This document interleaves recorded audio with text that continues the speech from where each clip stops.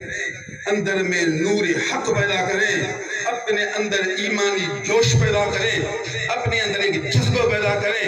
اللہ والوں کی صحبت میں ان کی تعلیم سے، ان کی تربیت سے، ان کی توجہ سے دل کی حالت بہتر ہوتی ہے۔ آپ کے دل میں غیر کی محبت ہے، اگر صاحب دل کی صحبت میں آئے گا، صاحب علم بھی ہونا چاہیے، صاحب تقویٰ بھی ہونا چاہیے، اس کے بعد صاحب دل بھی ہونا چاہیے۔ صاحب دل کا دل زندہ ہوتا ہے، جس طرح اس کے پاس قرآن کا علم ہوتا ہے، عمل والا نور ہوتا ہے، خدا تعالیٰ کے عرش کا نور بھی اس کے سینے میں ہوتا ہے۔ جب وہ بولتا ہے تو الفاظ میں نور ڈال کر بولتا ہے، مردہ دل کو زندہ کرتا ہے، بگڑے انسان کو نیکوکار بناتا ہے، غیر کے عاشق کو رب کا عاشق بنا دیتا ہے۔